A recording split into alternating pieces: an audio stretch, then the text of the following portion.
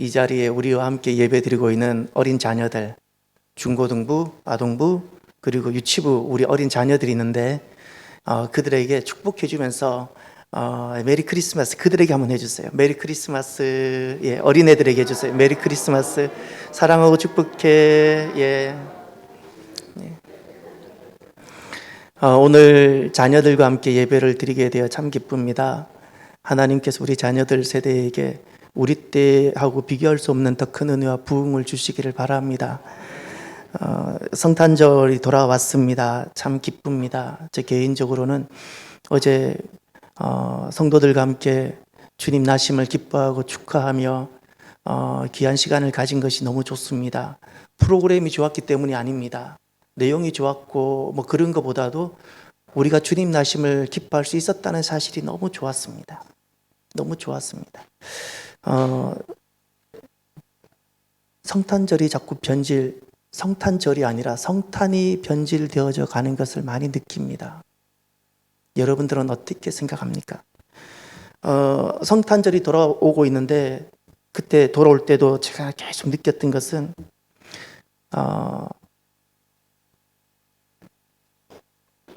변질되어져 가는 성탄의 모습을 보면서 많이 다르다라는 생각이 자꾸 하게 됩니다. 여러분, 제가 오늘 하나의 명제를 하나 드려볼 테니까 이 명제가 어떠한지 한 번만 생각해 주십시오. 예수는 기독교 그리스도이다. 이 명제가 참입니까? 아니면 틀린 거짓 명제입니까? 예수는 기독교 그리스도다. 저는 여러분들에게 이 성탄의 복된 이 날 정말 성탄의 의미를 회복하고 싶어서 아주 도전적인 질문을 드린 겁니다. 예수는 기독교 그리스도이다. 이 말이 우리에게 정확해야 되는데 이 말을 알기 위해서 오늘날 우리들에게 어떤 일들이 일어나고 있는가를 먼저 이해하셔야 됩니다. 먼저 우리는 혹시 첫 번째 우리들의 어떤 신앙과 성탄의 의미를 변질시켜 가기 위한 여러 가지 시도들이 있는데 그 중에 하나 혹시 해피 홀리데이라는 단어를 들어보셨습니까? 해피 홀리데이. 이 배경이 있습니다. 원래는 메리 크리스마스입니다. 메리 크리스마스인데 언제부터인가 해피 홀리데이라고 쓰게 됩니다. 왜 그런가 하니 미국에서 이 메리 크리스마스라는 이 단어는 타 종교에 적절하지 못하고 타 종교인들이 함께 축하하고 기뻐하기에는 좀 적절하지 못하다. 너무 기독교적이다. 도리어 타 종교에 대해서는 적대적이다. 그래서 언제부턴가 청교도 신앙으로 시작한 미국에서 어떤 운동이 일어났는가 하니 메리 크리스마스를 해피 홀리데이로 바꾸는 운동이 일어났고 2016년 당시 오바마 그 대통령이 성탄절에 국민들에게 카드를 보내면서 마지막에 해피 홀리데이라고 이렇게 했죠. 우리 동네만 해도 한 번 제가 언급을 드렸는데 어느 모 백화점이 있습니다. 너무나도 눈에 잘 띄는 곳에 있습니다. 피할래야 피할 수가 없이 항상 그 백화점을 보게 됩니다. 백화점 안에는 최근에 안 들어가 봐서 모르겠습니다. 그러나 백화점 겉에서 보여지는 성탄 어떤 게시가 있는데 거기에 오늘 또다시 지나가다가 보십시오. 기독교적인 개념이 있는지, 기독교적 가치가 거기 포함되어져 있는지 다 기독교적 요소를 다 삭제시켜 버렸습니다. 메리 크리스마스를 지워가는 것처럼 해피 홀리데이로 대체하는 것처럼 성탄절에 우리가 기뻐하고 축하하는데 본질은 다 제해버리고 변질된 것으로 우리가 이야기를 하고 있는 시대가 돌아오고 있는 겁니다. 또 하나, 여러분 이 문제를 혹시 들어보셨습니까? 성탄절이 되면 어느 종교에서 아기 예수 탄생을 축하합니다라고 하는 플랜카드가 게시된다든지 이런 축하 메시지가 있었다는 있는 이 이야기를 혹시 들어보셨습니까? 저는 그런데 그 이야기가 참 불편합니다. 제게는 그것이 기쁨이 되지 못합니다. 아니 우리를 기뻐해 주고 우리를 축하해 주는데 왜 기쁘지 않을까요? 너무나도 저는 안 기쁩니다. 너무나도 안 기쁩니다. 또 하나 우리가 이 성탄절이 돌아오고 있는데 점점 어떤 모습이 변질되어져 가고 있는가? 그 상업화의 부분입니다. 이것은 제가 어렸을 때부터 끊임없이 들어왔던 부분입니다. 이 성탄절의 본질은 잊어버리고 상업적으로, 상업의 기회로, 부의 기회로 그렇게 보내는 겁니다. 아니면 그냥 가족들하고 좋은 식사하거나 그냥 선물 주고받는 좋은 연휴 정도로 보낸다는 겁니다. 이것이 다 더욱더 변질되어져 가고 있는 성탄의 모습들입니다. 왜 우리는 성탄 축하를 해야 되고 12월 25일이면 아무리 추워도 오늘 영하 11도라 그러던데 이렇게 추운 날 우리가 주님 앞에 나와서 성탄 예배를 드리게 될까요? 어제 우리는 누군가는 어설픈 개다리 춤을 추는 것도 보았을 겁니다. 아빠와 아들이 나와서 피아노를 치는데 아들이 잘 치는 피아노를 아빠가 다 망치는 것도 우리가 보았습니다. 그런데 우리가 너무나도 기쁘지 않습니까? 앵콜까지도 하고. 우리가 어제 주고받은 선물이 얼마나 대단했겠습니까? 실은 그것이 집의 살림에 무슨 도움이 되겠습니까? 그런데 어설픈 그 선물을 우리가 주고받으면서 왜 기뻤을까요? 성탄의 본질이 있습니다. 성탄의 본질은 예수님이 그리스도이라는 사실입니다. 여러분 18절을 보십시오. 18절 이렇게 시작합니다. 오늘 본문은 예수 그리스도의 나심은 이러하니라. 예수 그리스도라 이야기합니다. 예수 그리스도. 성탄절은 아기 예수 탄생을 축하하는 것이 아닙니다. 아기 예수 탄생을 축하하는 것이 아니라 나신 그분이, 예수님이 그리스도이심을 고백하고 기뻐하고 축하하는 거예요. 예수님이 그리스도이십니다라는 겁니다. 이것이 본질입니다. 예수님이 그리스도이십니다. 그리스도라는 것은 구원자라는 뜻이고 메시아라는 뜻입니다. 우리가 예수님을 믿는다. 나는 예수님을 믿는 사람입니다. 그리스도인입니다. 라고 그랬을 때 예수님을 믿는다. 라고 했을 때 그 예수님은 무엇인가니 나는 예수님이 그리스도임을 믿습니다라는 뜻이고 그리스도인이라는 뜻은 나는 세상에 수많은 신이 있고 구원자가 있다고 하지만 나는 예수님을 그리스도로, 예수님을 유일한 구원자로 믿는 사람입니다라고 말하는 것이 그리스도인이란 뜻입니다. 그러면 이제 또다시 제가 처음으로 돌아가서 질문을 드립니다. 제가 여러분에게 던졌던 화두가 하나 있습니다. 예수는 기독교의 그리스도이다. 이제 어떻게 생각합니까? 맞는데 틀렸습니다. 맞는데 틀렸어요. 예수는 기독교의 그리스도이다. 이 말은 부처와 동일하게 한 겁니다. 예수는 기독교의 그리스도고 부처는 불교의 그리스도고 예수님께서 말세가 되면 마태복음 24장에 일어날 일들을 말씀해 주셨습니다. 보라 그리스도가 여기 있다. 보라 그리스도가 저기 있다. 여기 있다 저기 있다. 이것을 종교다원주의라 부릅니다. 예수님이 오시는 때가 되면 분명히 그리스도는 단 한 분이신데 크라이스트가 아니라 더 크라이스트인데 한 분인데 이것도 그리스도 저것도 그리스도라고 이야기하는 일들이 교회 안에 일어날 거라는 겁니다. 교회 안에. 이게 마지막 말세의 증거 중에 하나라고 말씀하셨습니다. 제2차 바티칸 공의회라고 로마 교황청이 1962년부터 65년까지 4년간 1차 바티칸 공의회를 했던 것을 이제 업데이트하고 새롭게 신앙 고백을 하면서 그때 발표한 내용이 있습니다. 이와 같은 내용인데 이 내용이 엄청 세계적 지지를 받고 오늘날 많은 교회와 성도들도 여기에 서 있는 경우들이 너무 많습니다. 내용이 이와 같습니다. 타 종교에도 구원이 있다. 우리가 섬기는 하느님은 모든 종교인들이 믿는 하느님과 동일하다고 본다. 알라도 하느님이고 불교도 하느님을 믿는데 표현만 다른 것이다. 그러므로 전 세계 모든 종교인들은 다 하느님께로 가는 것이다. 그러므로 모든 종교인들은 다 하느님께로 가는 것이다. 그러나 하느님께로 가는 길은 다르다. 그 길은 다르다는 것이 종교를 말합니다. 누구는 불교라는 길을 걷고 누구는 기독교라는 길을 걷는다는 겁니다. 하느님께로 가는 길만 다르다는 겁니다. 그러나 하느님은 어느 길로 오든지 다 받아주신다. 왜냐하면 하느님은 사랑이기 때문이다. 이것이 제2차 바티칸 공의회 때 결의가 됐고 세계에서 열광을 했고 오늘날 이와 같은 사상이 교회 안에도 밀물처럼 들어왔고 신학교에도 들어와서 많은 신학생들과 그렇게 영향을 받은, 그리고 목사가 된 많은 사람들이 이런 종교다원주의적인 이런 사상을, 신앙을 가지고 있습니다. 그래서 이런 분들은 어떤 이야기를 하는 거 아니? 크리스마스처럼 좋은 날은 이런 날을 통해서 종교가 하나가 되어야 된다는 겁니다. 종교가 하나가 되어져야 되고 이것이 성탄의 정신이고 기독교 정신이라는 겁니다. 기독교 정신이라고. 여러분, 우리가 신앙생활 하다 보면 이런 질문을 받지 않습니까? 아마 한두 번 이상 꼭 받으셨을 겁니다.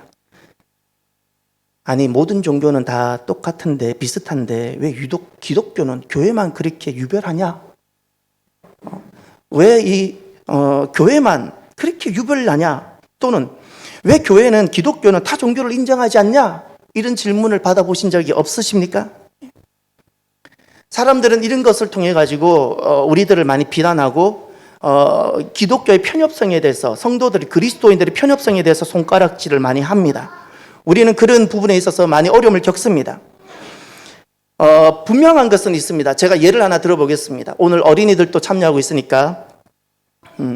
효준이가 굉장히 관찰력이 뛰어나던데요. 여러분, 요즘은 유치원생들도 다 알고 있는 구구단을 한번 외워볼까요? 7 곱하기 8은 얼마이죠? 그렇죠. 예, 효준이도 대답을 했어요. 7 곱하기 8은 답은 딱 한 가지입니다. 그렇죠. 그런데 많은 학생들이 다 56이라고 했는데 단 두 학생만 한 자리씩 틀렸어요. 한 학생은 뒷자리가 틀려서 56이 아니라 55라 적었고, 한 학생은 앞자리가 틀려서 56이 아니라 46이라 적었습니다. 그래서 한 학생이 그랬어요. 선생님, 제가 한 자리가 틀렸는데 이것 좀 어떻게 안 되겠습니까? 그러면 여러분, 선생님이라면 어떻게 하는 것이 바른 선생님입니까? 그래, 한 자리만 틀렸지만 그래도 너가 이렇게 시험에도 응하고 너도 이만큼 시험에 쳤으니까 이것이 이 항목이 10점짜리인데 그래, 너는 9점이라도 받아야지. 그래, 9점을 주면 이 옳은 선생님일까요? 예, 또 이게 55라 적은 이 학생이 그래서 틀렸어요. 근데 선생님에게 이렇게 질문한다고 가정해 봅시다. 두 번째 가정의 질문입니다. 선생님, 저는 그래도 한 끝이 틀렸는데 저 친구는 10끝이 틀렸습니다. 어떻게 한 끝 틀린 나하고 10끝 틀린 저랑 같이 비교합니까? 같이 땡이라고 말할 수 있습니까? 이렇게 질문을 하면 여러분, 선생님이 그래, 너는 한 끝 틀렸고 쟤는 10끝 틀렸으니까 그래, 너는 한 끝 조금 틀리고 쟤는 10끝만큼 멀리 틀렸다고 말해줘야 되는 것이 옳은 선생님입니까? 여러분, 우리가 기독교의 그 어떤 독특성에 대한 도전들을 많이 받습니다. 예. 이것은 정확하게 말하면 관용의 문제가 아닙니다. 접근을 잘못한 겁니다. 관용의 문제가 아니라 7, 8에 56을 55라 말하는 것은 관용의 문제가 아니라 정답을 아느냐의 문제, 진리의 문제인 겁니다. 진리의 문제이고 정답을 아느냐의 문제입니다. 사랑하는 성도 여러분, 다원주의에 절대 속지 마십시오. 속지 마십시오. 기독교를 세상은 독선이라고 여깁니다. 기독교를 독선이라고 생각하지 말고 예수님을 믿는 것을 최고의 축복으로 여기십시오. 최고의 축복이 되어져야 됩니다. 타 종교는 왜 모든 종교는 비슷한데 다 산으로 올라가는 길은 다르지만 다 정상에 가지 않냐라는 이런 질문을 받죠. 완전히 다릅니다, 여러분. 타 종교는 방향이 다른데 타 종교는 아래에서 위로 올라갑니다. 다 아래에서. 내 힘과 나의 힘으로 하나님께 도달하려는 모든 시도가 다 타 종교입니다. 내가 노력하는 겁니다. 내가 좀 더 노력하고 선하게 살고 의롭게 살아서 하나님이란 존재에, 구원이란 자리에 이르는 겁니다. 불교도 그렇고 세상의 모든 종교가. 그러면 기독교는 어떤 종교인가? 왜 기독교는 세상으로부터 그런 소리를 듣는데도 포기하지 않고 계속 이 길을 가는가? 그것은 방향이 완전히 다릅니다. 기독교의 독특성이 있는데 타 종교와 너무나도 구별되는 독특성이 있는데 그것은 무엇인가 하니 기독교는 위에서부터 아래로 내려옵니다. 세상 어디에도 이것이 없어요. 위에서부터 아래로 내려옵니다. 우리가 구원을 받기 위해서 우리가 하나님께로 나아가고 올라가는 것이 아닙니다. 하나님께서 올라오라 이렇게 하시는 것이 아니라 하나님께서 사람이 되어 우리에게 오셨습니다. 이것을 성탄이라 부릅니다. 이것이 기독교의 독특성입니다. 세상 어디에도 성탄이 없습니다. 하나님이 우리를 구원하시기 위해 오신 겁니다. 내려오셨습니다. 무엇을 하라가 아닙니다. 기독교의 구원은 무엇을 해야 구원을 받는 것이 아닙니다. 사람으로 오신 그 예수 그리스도, 그분의 사랑과 그분을 내가 받아들이느냐, 이 문제입니다. 내 사랑을 받아들여라, 이것입니다. 무엇을 하라가 아닙니다. 내 사랑을 받아들이라는 겁니다. 이것이 기독교입니다. 타 종교는 모두가 다 자력 구원이라고 부릅니다. 자력 구원. 그러나 기독교는 타력 구원입니다. 그렇게 은혜입니다. 오직 은혜. 할렐루야. 이 사실이 예수님이 하나님이셨는데 사람으로 오신 이 성탄절에, 이 성탄에 이것이 우리에게 분명하길 바랍니다. 우리는 시간이 흐를수록 더 거센 이런 도전들을 받을 겁니다. 왜 산으로 가는 길은 많은데 유독 교회 다니는 사람은 한 길만 주장하느냐고. 왜 다른 사람들에 대해서 포용력을 갖지 못하냐고.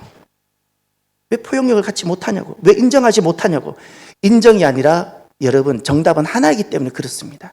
그것은 관용의 문제가 아니라는 사실을 꼭 기억하시고 예수 믿는 것이 최고의 축복임을 의심하지 마시기를 바랍니다.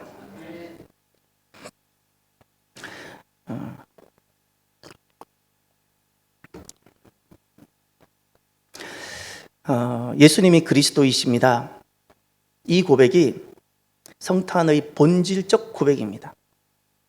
그래서 우리는 어제 그렇게 기쁨의 축하 잔치도 하고, 예수님이 그리스도이시기에 하나님이신데 우리를 구원하기 위해 오신 그 주님 때문에 우리가 기뻐서 그 기쁨의 표현으로 선물을 서로 주고 받았던 겁니다. 할렐루야. 성탄이 주는 이 기쁨이 가정마다 가득하게 되시길 바랍니다. 가정에 기쁨의 소식이 가득하기를 바랍니다. 출산을 기다리고 있는 자녀들에겐 출산의 기쁨이 있기를 바랍니다. 결혼을 앞두고 결혼을 기다리고 있는 자녀들이 가정이 있다면 그 결혼의 소식이 있기를 바랍니다. 자녀에게 좋은 소식을 기다리고 있는 가정이 있다면 좋은 소식이, 부모의 건강, 가족의 건강의 소식을 기다리고 있는 가정들에게 있다면 건강의 소식이 있기를 바랍니다. 이 나라에도 통일의 소식이 주어지기를 바랍니다. 그런데 우리가 이 땅에서 누리는, 겪게 되는, 맛보게 되는 기쁨은 특징이 하나 있습니다. 우리가 자녀로 인한 기쁨도 누릴 수 있고 사업의 성공으로 인한 기쁨도 누릴 수 있고 여러 가지 기쁨을 세상으로부터 우리가 맛볼 수 있는데, 우리가 갖는, 경험하는 기쁨 속에는 눈물이 있습니다. 세 가지. 우리가 기뻐합니다. 자녀로 인해서 기뻐하기도 하고, 사업이 잘 돼서 기뻐하기도 하고, 내 계획이 성취돼서 기뻐하기도 하고. 이 기쁨 속에는 어떤 눈물이 있는가? 첫 번째, 앞에는 웃는데 뒤에서는 돌아서서는 우울합니다. 앞에서는 웃습니다. 돌아서면 우울합니다. 개그맨들을 만나보시면 개그맨들 본인들이 이야기입니다. 누가 질문합니다. 집에 가서도 이렇게 웃고 있냐고. 그럼 그렇게 말합니다. 내가 정신병자냐고. 앞에서는 웃고 남들도 웃기지만 집에 가서는 누구보다 심각해진다는 겁니다. 그리고 그분들은 상담, 심리학자를 만나서 우울병 치료를 받는다고 합니다. 여행을 가기도 하고. 앞에서는 웃는데 돌아서면 우울하고. 이것이 우리들이 일반적으로 경험하는 기쁨. 두 번째, 나는 기쁜데 너는 슬퍼요. 내가 기뻐하는 순간 너는 슬퍼지게 되는 겁니다. 극단적인 예를 하나 들어보겠습니다.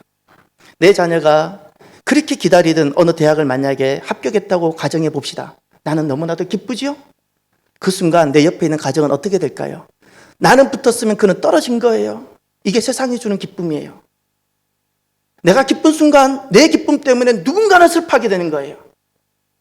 세 번째, 우리가 세상에서 경험하게 되는 이 기쁨은 어떤 특징이 있는가? 오늘은 기쁜데 내일은 슬퍼요. 오늘 이 기쁨이 내일 나를 기쁘게 하지 못하더라는 겁니다. 이것이 우리가 세상 속에서 경험하게 되는 기쁨인데, 이 기쁨 속에는 돌아서서는 우울하고 너는 슬프고 내일이면 다시 그 슬퍼지는 기쁨 속에 눈물이 있는 기쁨이었습니다. 여러분, 성탄이 주는 기쁨이 무엇일까요? 이 기쁨조차 다시 웃게 하는 기쁨인 줄 믿으시길 바랍니다. 내일이면 슬프고 돌아서서는 우울을 살 수밖에 없는 우리의 이 기쁨조차도 다시 웃게 하는 그 기쁨이 성탄의 기쁨입니다. 두 가지 이유 때문에. 우리가 성탄의 본질이 회복되어지고 내 안에 진짜 성탄이 있게 되어지면 어떤 것이 있는가? 첫 번째, 죽음 그 이후의 기쁨이 있게 됩니다. 21절을 보십시오. 아들을 낳으리니 이름을 예수라 하라. 이는 그가 자기 백성을 그들의 죄에서 구원할 자이심이라 하니라. 아멘. 예수님 이렇게 말씀합니다. 나신 예수님은 자기 백성을 죄에서 구원할 분이시다. 죄로부터 구원하시기 위해서 오셨습니다. 말씀합니다. 인생의 본질적인 문제가 무엇입니까? 지식이 부족한 것이 인생의 본질적인 문제일까요? 건강이 약한 것이 본질적인 문제일까요? 재정이 부족한 것이 본질적인 문제일까요? 죄입니다. 하나님은 항상 인생의 본질적인 문제가 바로 죄였음을 하나님은 단 한순간도 잊지 않으십니다. 우리는 나면서부터 죄인입니다. 태중에서부터 죄인이었는데 우리의 실수와 그리고 우리의 어리석음이 무엇인가니 내가 죄인이라는 사실을 자꾸 잊어버립니다. 내 자녀가 죄인이라는 사실을 잊어버리고 내 자녀가 예쁘다, 내 자녀가 좋다라고만 생각하는 겁니다. 내 자녀가 죄인인데, 내가 죄인인데, 내 자녀가 날 때부터 죄인인데, 죄인이라는 사실을 잊어버리고 본질적인 문제를 놓치고 나면서부터 죄인인 존재였는데 지식이 부족할까? 재정이 부족할까? 그것이 내 인생을 망치게 할까? 그렇게 염려하고 살아갑니다. 인생의 본질적인 문제는 재정의 부족이 아닙니다. 지식의 부족이 아닙니다. 죄의 문제입니다. 사람은 이 죄 때문에 망하는 겁니다. 지식이 부족해서 망하지 않습니다. 죄 때문에 망하는 것입니다. 지옥은 죄가 많은 사람이 가는 곳이 아니라 자기 죄가 처리가 되지 않은 사람들이 모인 곳입니다. 천국은 죄가 부족하거나 적은 사람이 가는 곳이 아니라 어떤 사람일지라도 천국은 자기 죄가 처리된 사람들이 모여 있는 곳입니다. 여러분, 죽음 그 이후의 삶이 있습니다. 이것을 새삼, 거듭남이라 부릅니다. 거듭남이라는 것은 죽음의 문제가 통과되어지고 죄의 문제가 처리되었다는 거예요. 할렐루야. 예수님께서 이 땅에 오시고 성탄하신 이유는 내 죄의 문제를 처리해 주시기 위해서, 대신 처리해 주시기 위해서, 쓰레기보다 더 더러운 내 죄를 주님께서 대신 처리해 주시기 위해서 구차한 사람으로 우리 곁에 성탄하신 겁니다. 그래서 우리에게는 예수님을 그리스도로 우리가 모시는 순간 우리에게는 죽음 그 이후, 죄가 죽음을 가져오는데 죽음 그 이후에 새 삶이 시작되어지고 그 기쁨이 있습니다. 저는 말씀을 준비하면서 제 인생을 생각해 봅니다. 해봤습니다. 제 인생 참 쉬웠습니다. 제 인생 너무나도 저는 쉬웠습니다. 왜냐하면 죽음 그 이후의 삶 때문에 죽음 그 이후의 삶이 없다면 저는 결코 여기까지 오지 않았을 겁니다.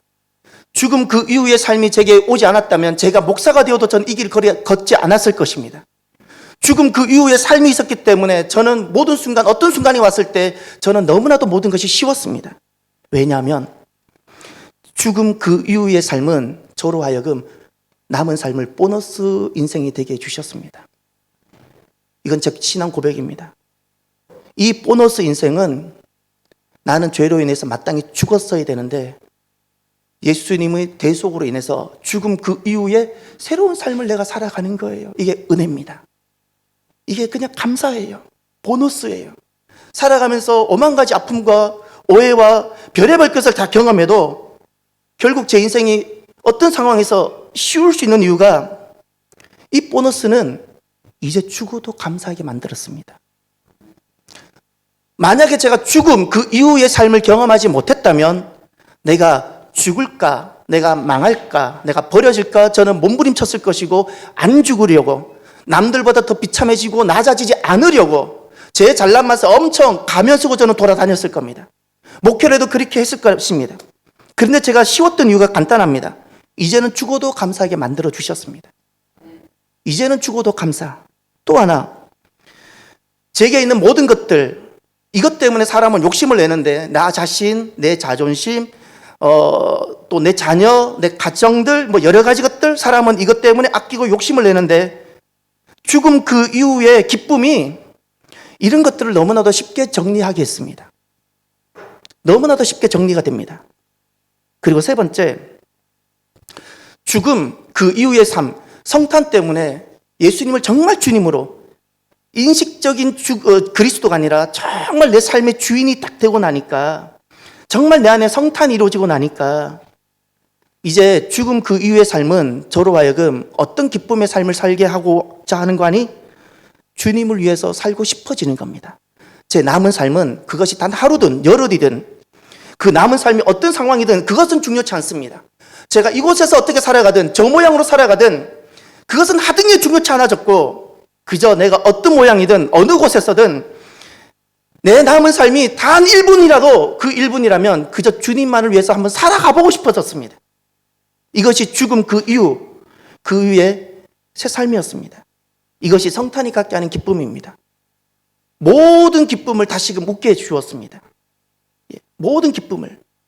이 기쁨 속에 눈물이 있었는데 그 눈물을 다시금 웃게 만들었던 기쁨들이었습니다. 그럼 두 번째, 성탄이 가져다 주는 기쁨이 있습니다. 우리의 기쁨에는 눈물이 있는데 그 눈물조차도 다시 웃게 하는 기쁨. 두 번째는 하나님과 함께하는 기쁨입니다. 죽음 그 이후에 그 삶이 나로 하여금 기쁘게 했다면, 성탄이 갖게 하는 두 번째 기쁨은 하나님과 함께하는 기쁨. 이제 23절을 보십시오. 보라, 처녀가 잉태하여 아들을 낳을 것이요 그의 이름은 임마누엘이라 하리라 하셨으니 이를 번역한즉, 다 함께 봅니다. 하나님이 우리와 함께 계시다 함이라. 아멘. 예수님이 나신 성탄을 주님께서는 임마누엘이라 말씀하셨습니다. 예수님이 나신 것을 그저 나셨다라고 말씀하지 않고 하나님이 우리와 함께 계신 것이다 말씀해 주셨습니다. 여러분, 가정이 주는 기쁨이 있습니다. 이렇게 결혼하기 전에 혼자 살다가 결혼하고 가정을 이루게 되면 어떤 기쁨이 주어질까요? 그것이 함께하는 기쁨입니다. 그것을 위드 기쁨이라고 부릅니다. 위드입니다. 위드. 가정의 가장 큰 기쁨은 부모가 어느 날 자녀가 생겼고 자녀와 함께하는 기쁨. 할렐루야. 내가 혼자 있는데 내가 배우자와 함께할 수 있는 기쁨. 그 위드의 기쁨. 자녀와 함께 위드할 수 있는 위드의 기쁨. 만약에 가정인데, 분명히 법적으로 가정인데 위드가 생략됐어요? 가정은 아닌 것입니다. 가정은 위드하는 겁니다. 자녀가 부모와 함께하고, 할렐루야. 부모는 자녀와 함께하고. 그래서 가족을 함께 살아가는 사람들입니다. 교회도 위드하는 곳입니다. 저희 집에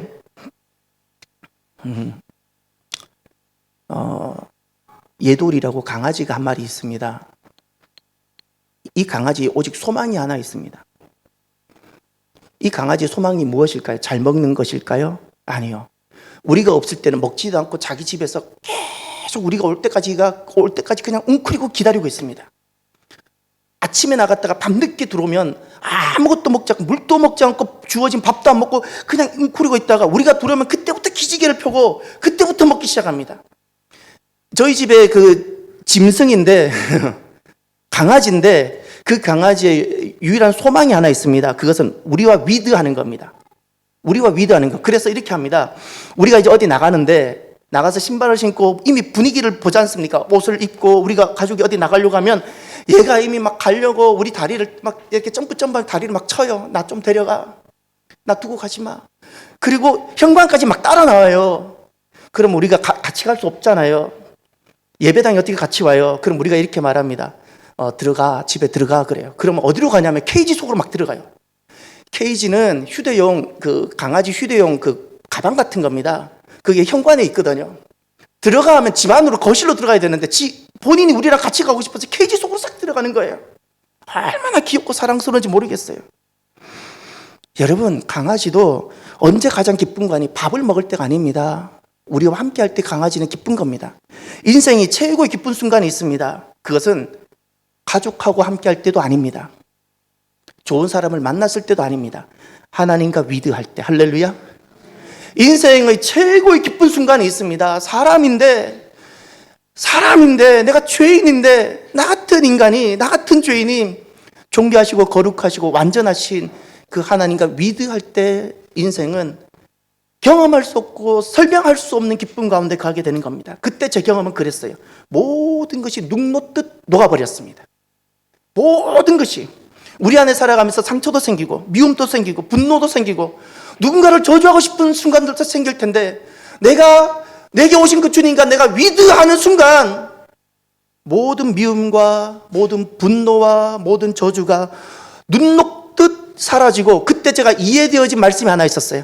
아, 원수 사랑이 하나님과 위드하라는 거구나. 내가 성품을 잘 개발해서 내 의로 누군가를 더 사랑하라는 뜻이 아니고, 아, 이 원수 사랑이라는 것이 하나님과 위드하라는 것이구나.